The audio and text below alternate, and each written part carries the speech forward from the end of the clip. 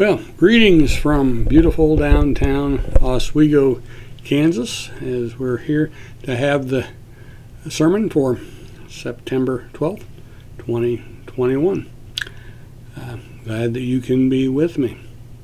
We live in interesting times right now with all the things that are going on between the leftovers from the hurricane to flooding to wildfires to the coronavirus and all the other things that are taking place right now. But let's just take a moment to read our passage today, which is from James chapter 3, verses 1 to 12. James has a tendency to not get real theological. James likes to tell us practical type things. And today this is another one of those practical things that James is trying to tell us. Not many of you should become teachers, my brothers and sisters, for you know that we who teach will be judged with greater strictness. For all make many mistakes. Anyone who makes no mistake is speaking is perfect, able to keep the whole body in check with a bridle. If we put bits in the mouths of horses to make them obey us, we guide their whole bodies. Or look at ships. Though they are so large that it takes strong winds to drive them, yet they are guided by a very small rudder wherever the will of the pilot directs. So also the tongue is a small member, yet it boasts of great exploits. How great a forest is ablaze by a small fire. And the tongue is a fire. The tongue is placed among our members as a world of iniquity. It stains the whole body, sets on fire the cycle of nature, and it is itself set on fire by hell. For every species of beast and bird, of reptile and sea creature can be tamed and has been tamed by the human species, but no one can tame the tongue, a restless evil, full of deadly poison. For with it we bless the Lord and Father, and with it we curse those who are made in the likeness of God. From the same mouth come blessing and cursing. My brothers and sisters, this ought not be so. Does a spring pour forth the same opening both fresh and brackish water? Can a fig tree, my brothers and sisters, yield olives, or a grapevine figs? No more can salt water yield fresh. May God add a blessing to the reading, the hearing, and the understanding of His Word. There's a story of a young woman that came into a church service. First time she had been there, she was a visitor. And that particular Sunday, they just happened to have a visiting preacher filling the pulpit.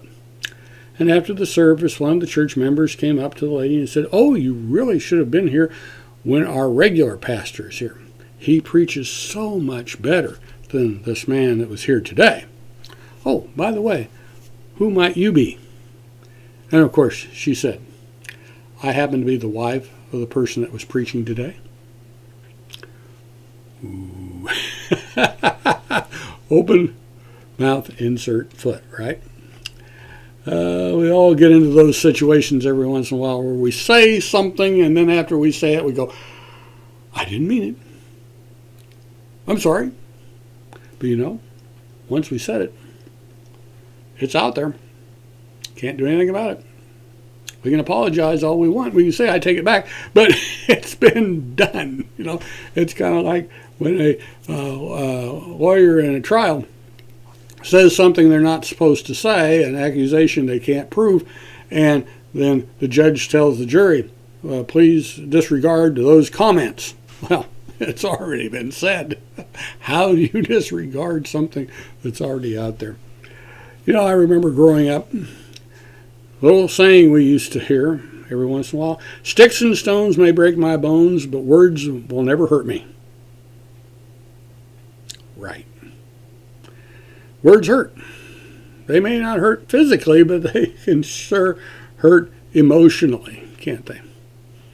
Words can be quite dangerous, in fact. One time, there were a couple of ways you could, words could get you in trouble. You could either say something, or you could write it down on a piece of paper. And a lot of times if you just said it, well, it's just, hearsay. Now, if you wrote it down, that's a little bit different. Today we have it even more. We have text messages, emails, right? Things like Facebook and other kinds of social media, Twitter and all this other stuff. And we have videos from our cell phones. Wow. There's lots of different ways we can get into trouble that way. All I can say is that I'm glad that when I was in college, we did not have cell phones with video cameras. Because there's some things I'm not too proud of that I did back then. But the good thing is there's no video proof. There's a few people out there that remember some of those things. But that's a good thing from my standpoint. There may be rumors about what something did in the past, but it's just people's memories. But today, boy, we've got those videos. And some of those have come back, years after the fact, have come back to haunt some people that are trying to do something for themselves. Every now and then we see someone that said something offensive several years ago, and because of our ability to record things, they get in trouble. Things are much more open now than they were in the past. But we all have no doubt at one time or another said something we wish we had never said. We take it back. We can say we're sorry, but once it's said, it's said. Jesus kind of talked about the things that we say. And where does it come from? Well, here in James it talked about the tongue. Well, the tongue is just a muscle. Where does the things we say actually come from? Well, they come from up here, don't they? In our mind. In Matthew 15:10 and 11, Jesus said, "Then he called the crowd to him and said to them, 'Listen and understand, it's not what goes into the mouth that defiles a person, but it's what comes out of the mouth that defiles.'" Of course, he was talking about, in one way, talking about food, eating certain kinds of food, but yet there's also the point of what we say comes from inside. The Apostle Paul had this to say in Ephesians chapter 4, verse 29. "Do not let any unwholesome talk come out of your mouths, but only what is helpful for building others up according to their needs, and that it may benefit those who listen." What did my mother used to say? If you don't have anything good to say about someone, don't say anything. Right? Well, sometimes that's not easy to do. And there are different levels of which people can kind of control. Well, actually, there are some people that don't seem to have much control at all. They don't really have what we call a filter. Just say whatever comes to their mind. They just blurt it out, good, bad, and otherwise. They might not necessarily be bad people. In fact, I've known some pretty good people but that's just the way they are. They say whatever comes to their mind, and they just don't have much of a filter. And then there are those that it depends on the situation. They've got some of a filter, kind of, but every once in a while, depending on the situation, if they're frustrated or angry, they might blurt something out. And then there are those that hardly ever say anything bad. Those that are pretty, even-keeled and kind of keep it under control for the most part. But every once in a while, if they're pushed far enough, if they're angry enough, they might spout off. I'm probably one of those people. Most of the time, I'm pretty calm. But once in a while, pushed enough, I've been known to say some things that I later regretted. And it gotten me into some trouble every once in a while, too. So, I know what it's like. Oh, boy. But, as we get older, some of us get better at that. But none of us is perfect. We all slip up from time to time. That's just human nature. We're all like that. And the good thing is God forgives. You know, the passage that we read says, "For all of us make many mistakes. Anyone who makes no mistake in speaking is perfect." And of course, none of us is perfect. We all make a mistake. And the good thing is that God forgives us for those things. That's the good thing. Well, the passage tells us, "From the same mouth come blessings and cursings. My brothers and sisters, this ought not to be so." Well, yeah, that's true. It ought not be so, but it is so. We've out of the same mouth, sometimes we have blessings and cursings. So how do we get that under control? How do we keep from doing those things? Well, in our own power, sometimes it's difficult. You have to let God work in us and through us, let the Holy Spirit work, and depend on God to help us in what we say. You know, some people say, "Well, that's just the way I am. You just have to live with it." Well, I don't know. I think God can help us do better with that. If we look to God for the help, that's the whole thing, is allowing God's Spirit to work in us and help us as we do that. Well, and of course, it's also a matter of what we put our attention on. What are we concentrating on? What are we thinking about? You know, if we watch the TV news, the world is in pretty bad shape right now. I mean, really, with hurricanes and floods and wildfires and things going on overseas in Afghanistan, the border, COVID-19. My gosh, we're just one thing after another, things that are going wrong in the world. And if we concentrate on all that stuff, we can get kind of negative. But, you know, there are some good things going on in the world. We just have to look for those. You know, Philippians 4:8 says, "Finally, beloved, whatever is true, whatever is honorable, whatever is just, whatever is pure, whatever is pleasing, whatever is commendable, if there's any excellence, if there's anything worthy of praise, think about these things." You know what? When Paul wrote those words, he was in prison, not knowing if the next day would be his last. And yet he says, concentrate on the good things. Wow. Well, you know, we may have different opinions on the war in Afghanistan. I know that, but the thing is, it's over. Whether we think we should have pulled out or not, the thing is, it's over. We don't have any troops there anymore. That's a good thing. We're glad that they're out of harm's way. And, you know, another good thing is that unemployment's actually fairly low. You know, there are still people that are trying to find jobs. I understand that. But really, I've never seen so many different places saying they're accepting applications and looking for people to work. I mean, finding a job now should be about the easiest it's ever been. I remember back in the 80s, I was out of a job for a while. Had a terrible time.